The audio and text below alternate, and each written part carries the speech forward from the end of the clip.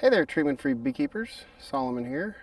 I just wanted to make a quick little video to show you one of the downsides of feeding sugar. Now normally we like to feed sugar, when we do feed, we like to feed sugar because there's little to no robbing problem. The bees don't really like sugar, so they only take it if they need it. It'll never become part of your honey later in the year. But sometimes it is necessary. In this case, this was a brand new split hive, and I broke my back this last year, so I wasn't able to take care of this hive, get it built up, get it managed at the critical time. So I ended up just closing it up and feeding them sugar, and they didn't make it. So let's look at one of the downsides to feeding sugar, and that's when you have to clean it up. Now, first thing, ants. Not as much of a problem in the fall, but can be a problem in the spring. Just sugar ants. They really don't bother too much, but they're annoying and they smell bad. So look what we have right here. We have a semi-solid block of sugar. Now this isn't too solid. You can break it apart and it will regranulate fairly easily because there's no colony in this box making moisture and keeping it wet. So that's one of the downsides, is when you're trying to clean this up, it doesn't want to cooperate. I'm going to try and take this shim off.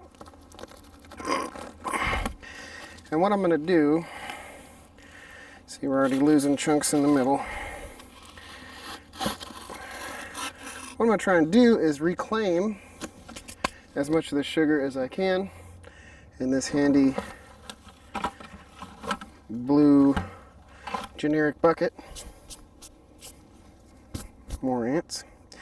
So a lot of this is going to work reasonably well. Just going to take the chunks, put them in the bucket, and then in a minute I will show you how to mix them with water and feed them back with syrup.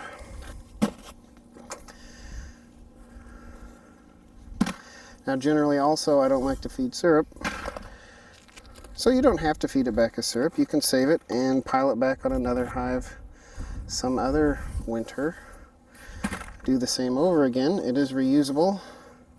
As long as you keep it away from the varmints, it doesn't go bad. You can, in this case I used paper towels to put down underneath of it to keep it from getting in the hive. You can throw those in. Doesn't matter, the bees will process them. In this case they're stuck to some of these chunks, so you'll see I'll have to sieve them out later.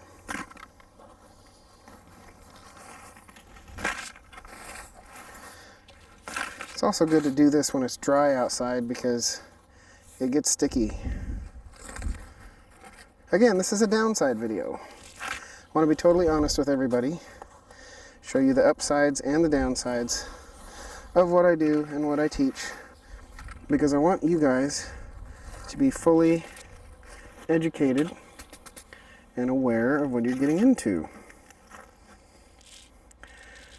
There's still some honey in here, so obviously this colony did not starve to death. They must have died of something else.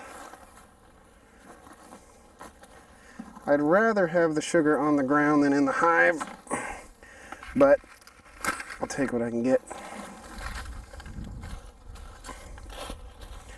You can see the robbers. Well, at this time of the year, this is middle of April, there's not much robbing going on. It's mostly just scavenging out the honey from these dead hives. Yeah, there's still a fair bit of honey.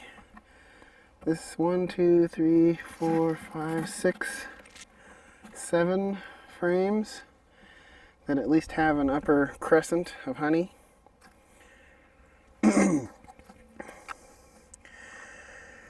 So I'll probably take these frames and put them on top of another hive, let them have them, let them clean them out, and let's go figure out what to do with this sugar.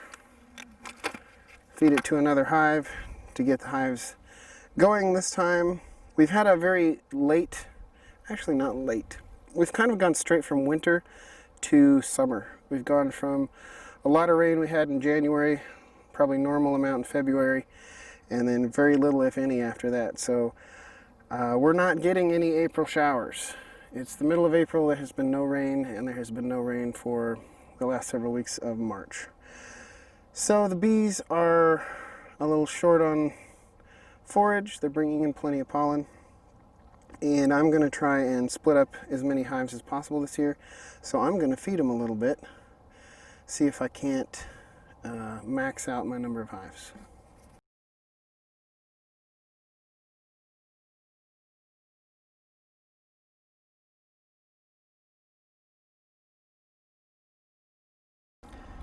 Now we're going to mix it up. And the only tools we need, we've got our bucket, we've got our sugar water. It's begun to dissolve here already. I'm just going to take and pull out some of this nastiness. Don't worry about fermentation. As long as you have enough sugar in the water, it will not ferment. At least it will take some time to ferment until it absorbs more water. So I'm going to be feeding this to a hive directly, which you'll see in a moment. So I'm not worried about fermentation at all.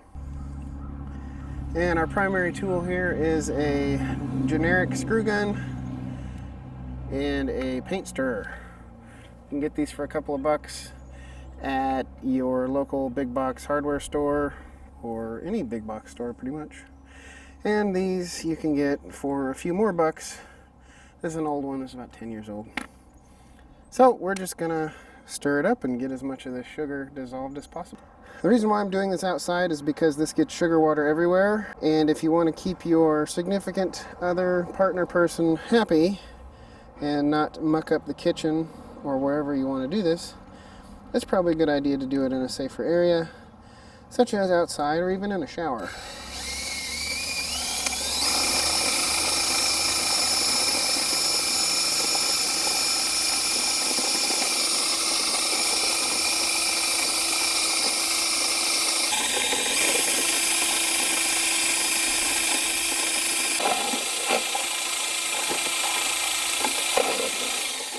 Next, we're just going to sieve out all the nasty junk.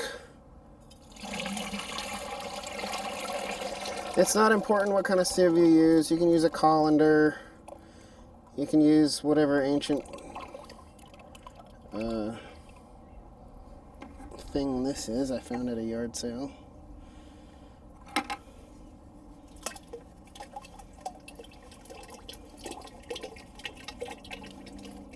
Use whatever you want. Sugary.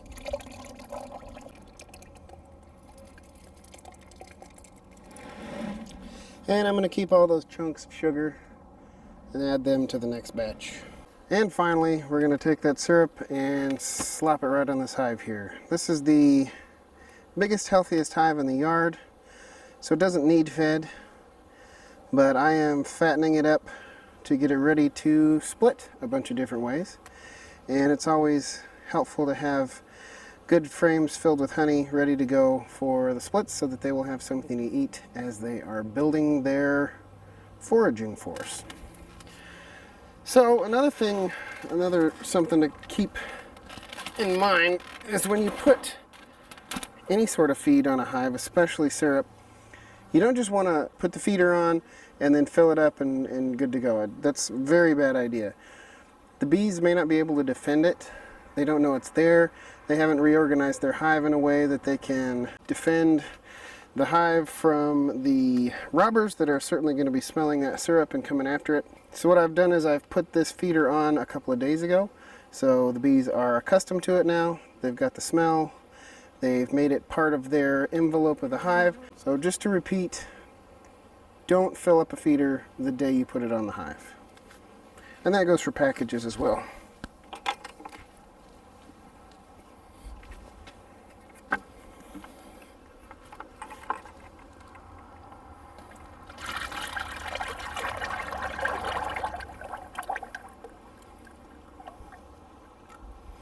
I love these top feeders because you can feed without disturbing the hive, without opening the hive. And I feel that they are the best when it comes to preventing robbing, because you can have the entrance of the hive all the way on the other end, and so it makes it very difficult for robbers to have to run the entire gauntlet from the entrance of the hive all the way to the feeder. There we go. That's about 3.5 gallons of syrup. I'm sure they'll start taking it immediately, and we'll be off to the races for the splits. So that's all I have for this video. Hope you've learned something about keeping bees, about feeding. We don't like to feed as much as we can. We want the bees to be able to collect food on their own and bring it back here. That's the whole point of beekeeping. Now, one thing to note with feeding is it should have a very specific purpose. It shouldn't be just arbitrary, like when you feed your cat or your dog or your rabbit or turtle or whatever. They don't need your food, or they shouldn't need your food. The whole purpose is for them to get the food and bring it back here, and then you take it from them. So the idea that we should give them food to survive the winter, it's really their job to feed themselves. What I'm doing here is for a very specific reason, because I want to build up this hive as much as possible and get it stocked up as much as possible so I can split it a bunch of different ways. I'm not in any way trying to keep this hive alive right now. And there's no reason to stimulate them to rear brood this time of year, because they've already done that. They've already got nearly 3 deeps full of brood. And the only thing they're really short on right now is extra nectar. They've done their job. They've built up at the right time. And now they'll be ready for the major floral nectar flows that will be coming on here in the next week or 2. In fact, there's a freshly blooming pear tree right there. And I'm surrounded on 3 sides here by locust trees, which will be blooming here very soon. But for my purposes, I'm trying to make more hives. That's all for today. I've been Solomon. Have fun keeping bees, because if you're not having fun, try riding a Harley. And this is the only time, the entire time that I've lived here, when I've been standing here waiting for a Harley to go by with the camera recording, and seriously, no Harleys are going by. I mean, I live on a state highway. There's Harleys going by all day long, every day. All I'm getting right now is Dodge pickups. I've seriously filled up the memory card. I've got literally minutes of recording left. And no Harleys. See, I hear a Harley out on the freeway, but that's way over on the other side of the river. Oh, is that a Harley? No, it's on the freeway. Have fun keeping bees, because if you're not having fun, try a Harley. They're fun. Yes! Got a Harley! Finally, man. That only took 10 minutes.